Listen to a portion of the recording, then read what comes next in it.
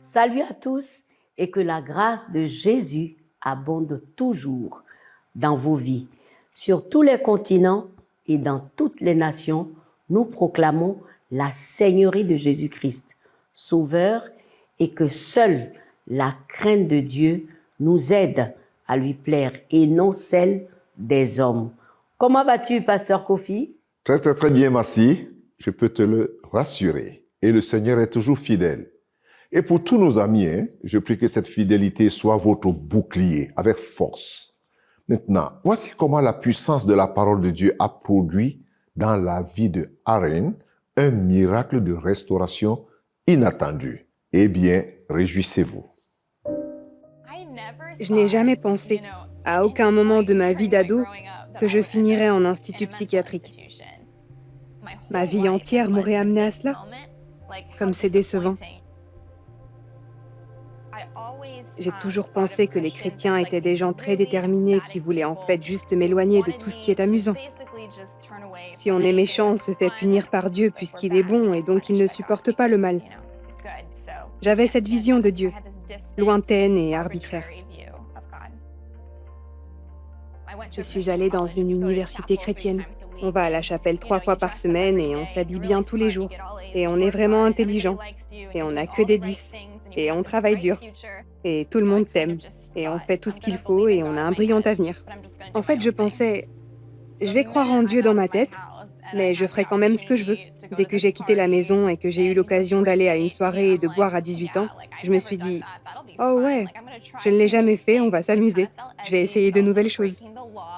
Cela me rendait assez nerveuse car j'enfreignais la loi et les règles. Mais cela m'amusait. En plus, j'en ai fait une habitude. Je pensais pouvoir continuer sans en subir de conséquences. À 19 ans, j'étais en 2e année à l'université. Je prenais un verre de tequila vers 8 heures le lundi matin. C'était devenu un peu trop habituel. Et je n'avais jamais vraiment réfléchi au terme alcoolisme ni au terme dépression. Ça ne me traversait pas l'esprit. Je me disais juste, c'est quelque chose que je dois faire pour affronter la journée. Et vu du dehors, je postais des photos avec mes amis dans le genre « Je suis si heureuse » et je souriais.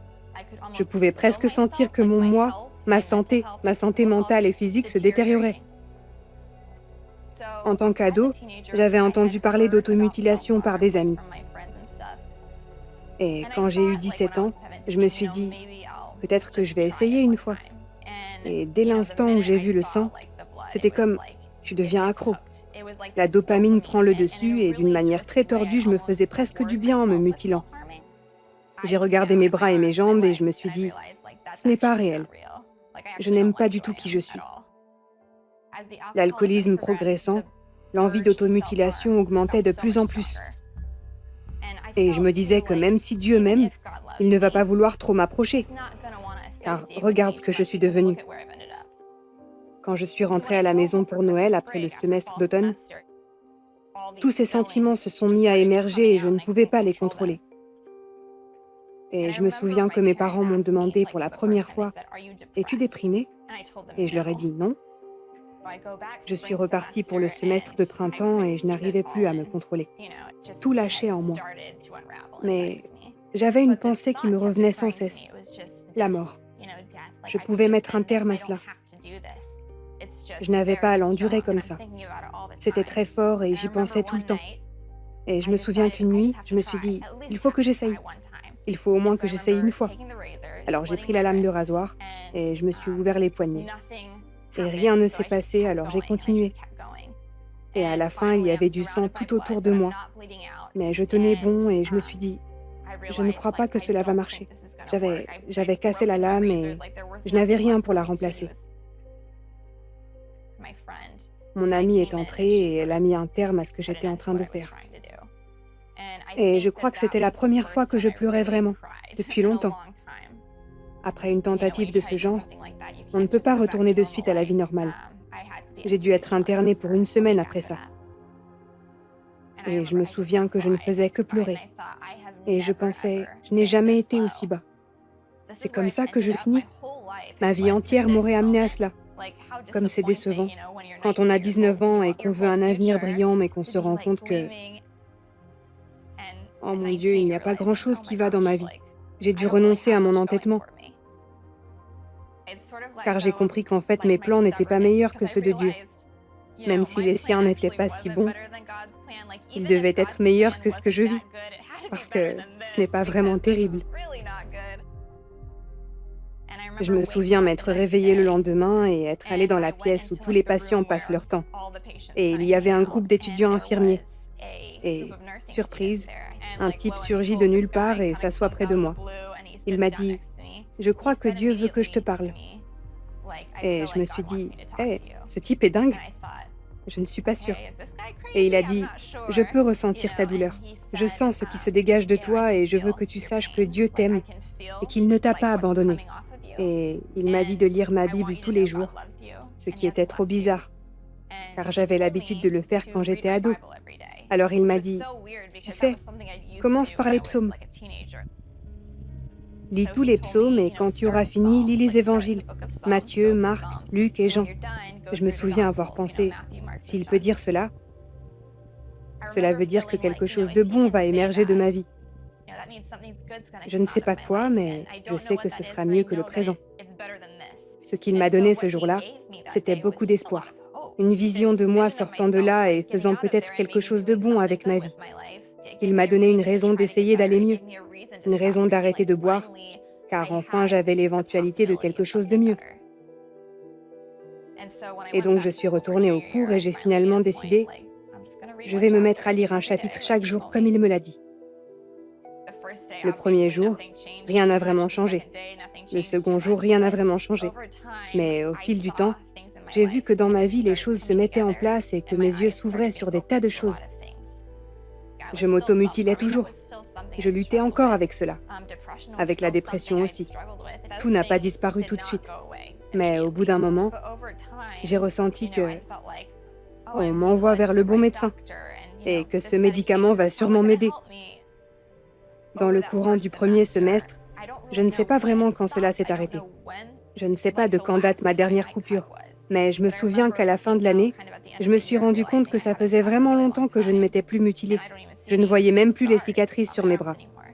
Ça me paraissait incroyable parce qu'on m'avait dit que cela ne partirait jamais. À présent, je regarde ma peau et il n'y a plus rien.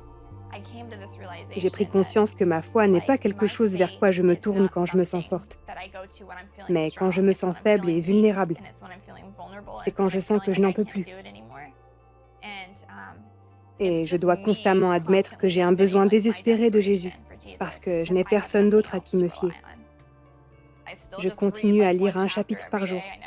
Je n'ai pas la fantaisie de faire autre chose. C'est la première chose que je fais à mon réveil, parce que si je ne le fais pas, je ne sais plus qui je suis. Ce que je veux que les gens sachent, c'est qu'à un moment, on arrive au point où on se dit « Je ne veux plus faire cela. Je n'en peux plus. » Et je crois que c'est là où Dieu veut intervenir. La seule chose qui peut vous sortir de votre état de brisement, c'est Jésus. Vraiment, les amis, vous avez vu comment Aaron, en lâchant la main de Dieu, a souffert. Vous avez aussi vu la parole de Dieu dans la Bible, qui est une puissance par le Saint-Esprit. Mais s'il vous plaît, vraiment, c'est une supplication. N'attendez pas pour vous que cela soit trop tard. Quoique Dieu soit miséricordieux, n'attendez pas toujours qu'il soit trop tard.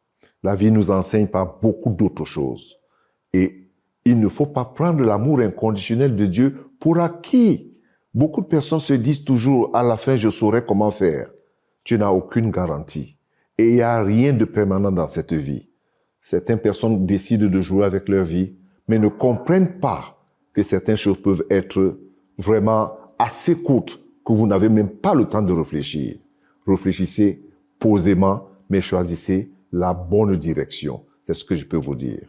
Mais là, ne nous quittez pas les amis. À tout de suite.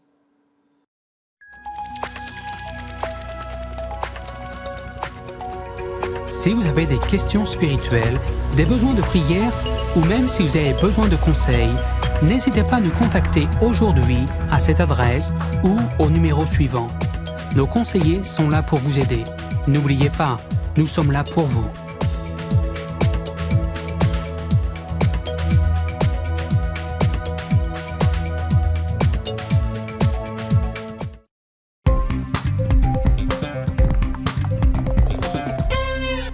Les amis, vous êtes au Club 700.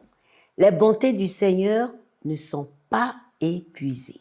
Oh non, jamais.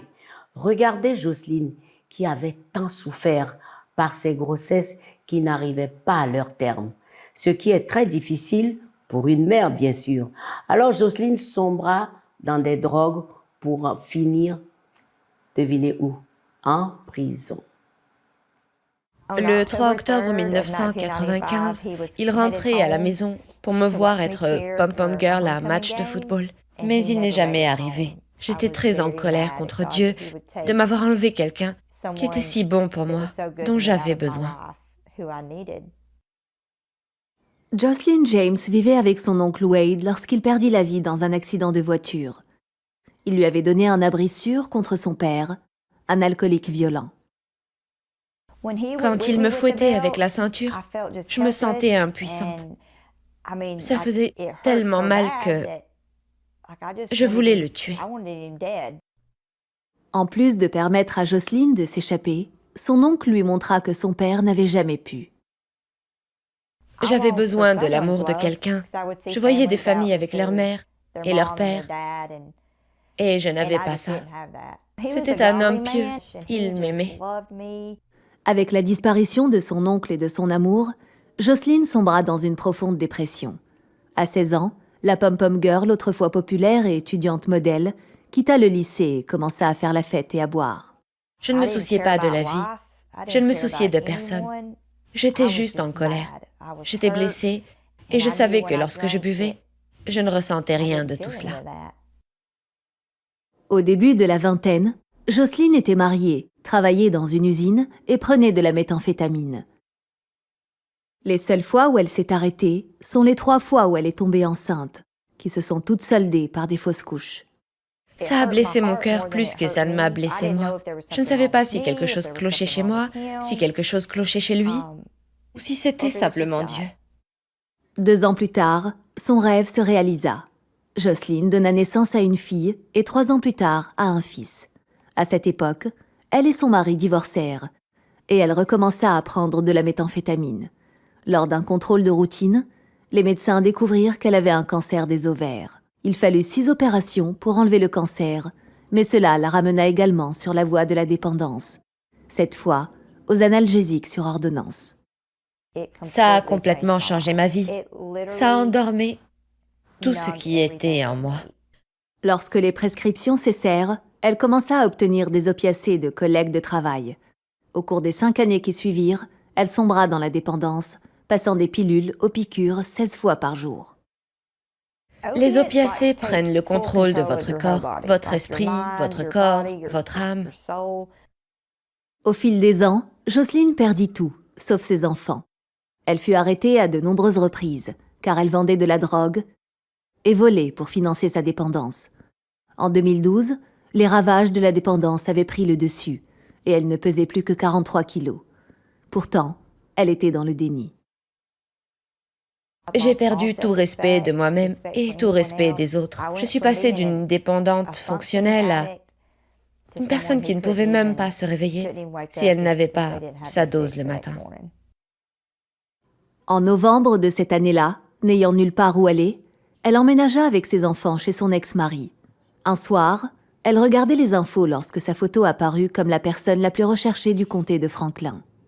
J'étais fatiguée, j'en avais assez, j'en avais marre de vivre cette vie. Le lendemain, elle se rendit et fut finalement reconnue coupable d'un certain nombre de crimes, dont la contrefaçon et le trafic de drogue. Elle purgea 6 mois d'une peine possible de 10 ans. La seule façon d'éviter la prison était de suivre un programme de réhabilitation à long terme au centre Lovelady. Au bout d'1 mois, son assistante sociale lui demanda ce qu'elle pouvait faire là-bas pour plaire à Dieu. C'est à ce moment-là que j'ai quitté ma chaise pour me mettre à genoux et que j'ai dit « Je dois faire les choses à sa façon. Je renonce à tout. Je ne veux plus vivre cette vie. Je ne veux pas de ce cœur. Je ne veux pas de ses yeux. Je veux être transformée. » Et je l'ai été. Je lui ai demandé de me pardonner pour tout le mal que j'avais fait, pour tous ceux que j'avais volés. Pardonne-moi, Seigneur. J'avais l'impression de contempler une nouvelle vie, comme si je regardais un nouveau-né qui avait reçu une nouvelle chance. Ce jour-là, c'était ma nouvelle chance. Jocelyne dit qu'après 2 mois de prière, Dieu guérit son cœur et son esprit et la délivra totalement de ses addictions. Je n'ai jamais rechuté, je n'ai plus jamais consommé de drogue. Ce n'est rien d'autre que l'œuvre de Dieu. Il l'a fait pour moi et il peut le faire pour n'importe qui. Avec le temps, Jocelyne parvint à pardonner à son père. Pardonner à mon père m'a fait du bien, car je ne ressentais plus de colère. C'est ce que Dieu fait pour nous. Il nous pardonne chaque jour. Aujourd'hui, Jocelyne est une jeune mariée et a une famille recomposée. Par le biais de leur ministère appelé The Place of Grace, et avec son mari Greg, elle aide d'autres personnes qui étaient comme elle à trouver la vraie liberté en Jésus. Jocelyne sait que Dieu peut effacer n'importe quelle erreur de votre passé et vous renouveler complètement. Lorsque vous remettez votre vie au Seigneur et que vous vous abandonnez totalement à lui, il remplit votre vide. Personne ne peut vous aimer comme Jésus vous aime. Dieu est le seul chemin, il est le chemin, la vérité et la vie. Il est le seul chemin. La réponse de Dieu, bon, on va le dire comme ça. Quelqu'un a dit que dans la vie, on rencontre plusieurs visages et que derrière chaque visage se cache une ou plusieurs histoires. Certains sont des histoires tristes, pénibles à porter, et d'autres sont des histoires joyeuses. Et chacun de nous est passé maître pour dissimuler ce qu'il vit au-dedans de lui-même. Ainsi, nous avons des gens qui répriment leurs sentiments intimes et se refusent d'admettre que quelque chose tourne mal au-dedans d'eux. Parce que disent-ils, surtout les chrétiens, oh non, les enfants de Dieu ne peuvent pas connaître de tels problèmes dans leur vie. Et au lieu d'affronter leurs difficultés, ils les recouvrent d'un vernis de versets bibliques, des termes très théologiques et spirituels, ou encore qui semblent spirituels, et de formules irréalistes.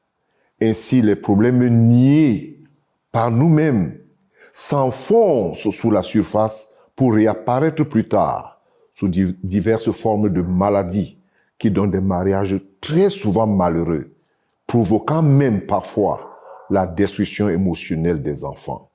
Voilà le tableau. Il semble très triste. Mais le fait que certaines personnes ont la force et la capacité de nier leurs problèmes, lorsque tu nies ton problème, il s'enfonce sous le sol ou encore sous la surface de ta vie et réapparaît plus tard sous d'autres formes. Tu peux l'accepter ou tu peux refuser cela, mais c'est la vérité. Parce que le visage qu'on voit, il peut donner une certaine impression. Et c'est ce que beaucoup de gens font aujourd'hui. Nous sommes passés maîtres, comme je l'ai dit, à dissimuler ce que nous vivons dedans. Mais il y a quelqu'un qui te connaît. Il y a quelqu'un qui te voit. Il y a quelqu'un qui sait ce que tu souffres.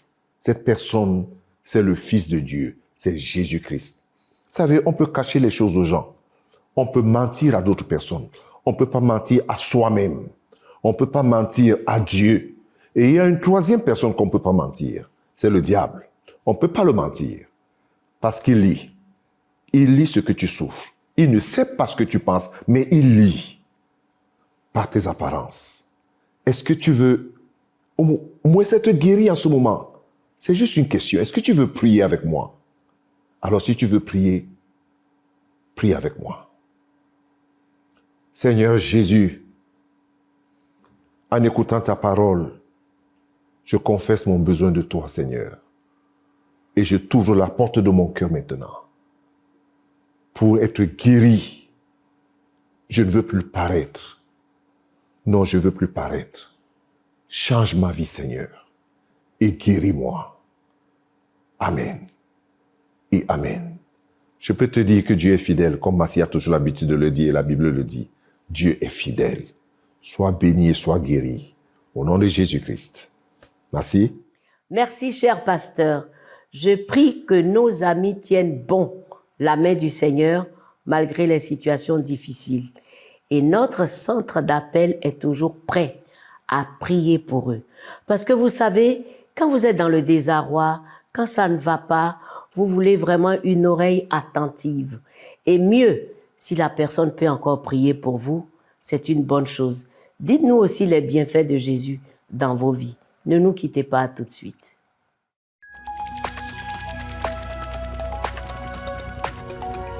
Si vous avez des questions spirituelles, des besoins de prière ou même si vous avez besoin de conseils, n'hésitez pas à nous contacter aujourd'hui à cette adresse ou au numéro suivant. Nos conseillers sont là pour vous aider. N'oubliez pas, nous sommes là pour vous.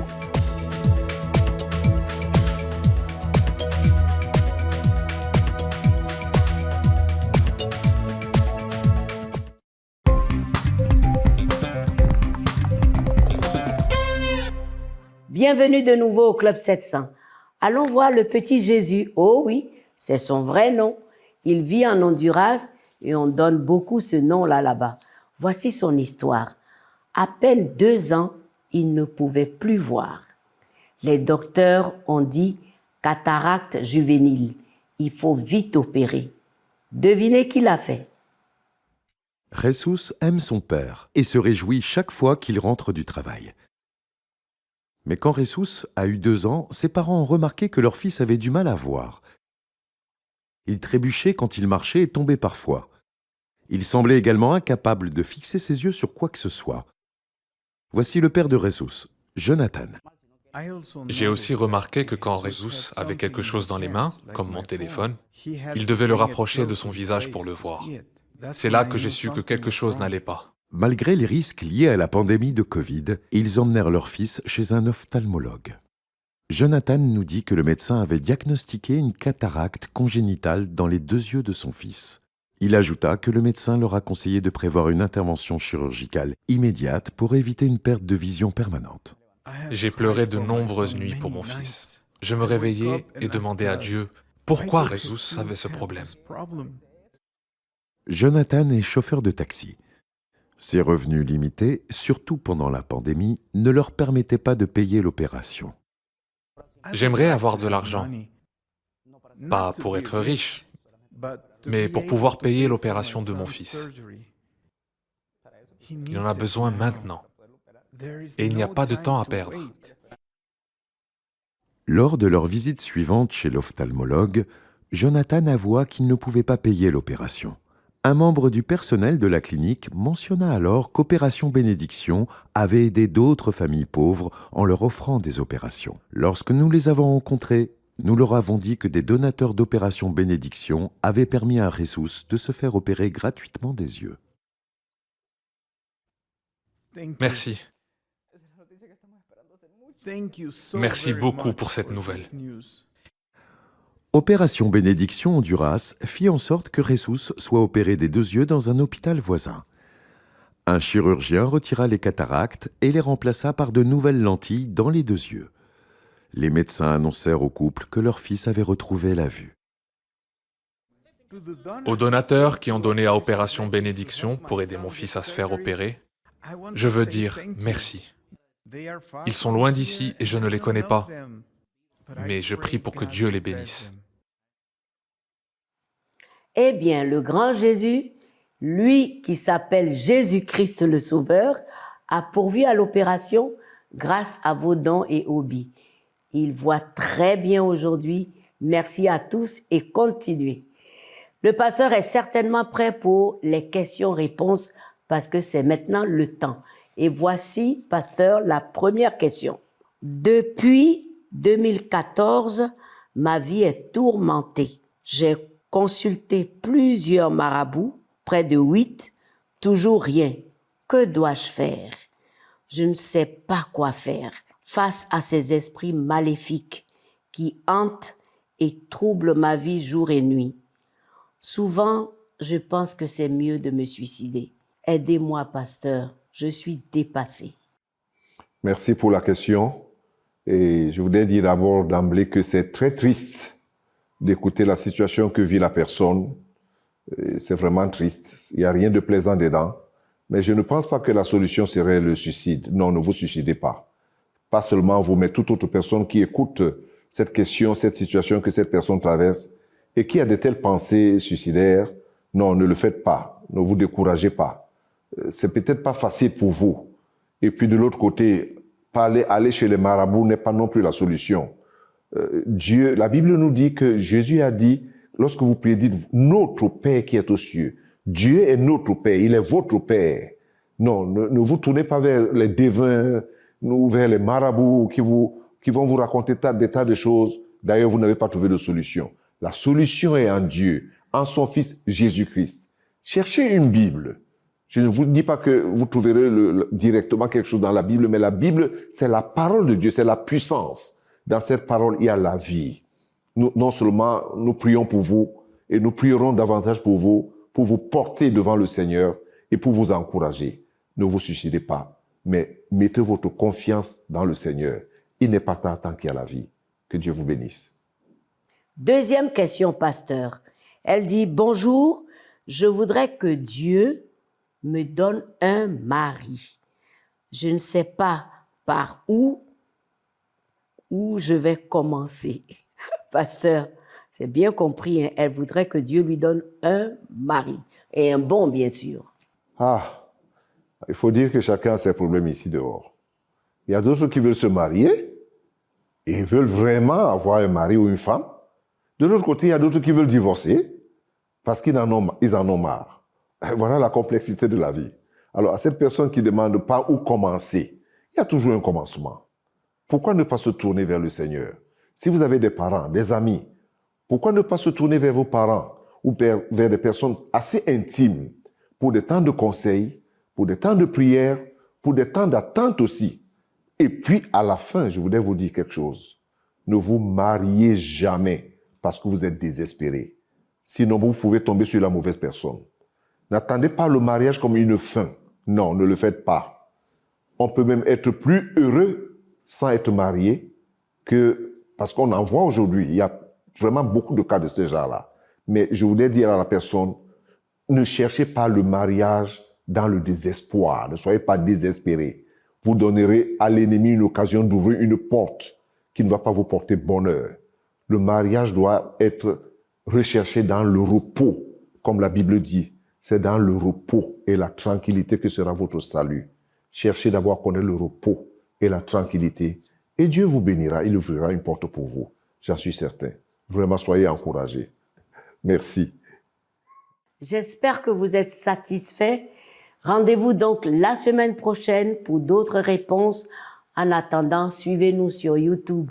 Et Superbook est là, le Club 700 aussi, le podcast. Tout est possible. Et réjouissez-vous avec moi, avec ce verset de Jean 20, 29 qui dit « Heureux ceux qui n'ont pas vu et qui ont cru. » Comme vous. Amen. À très bientôt.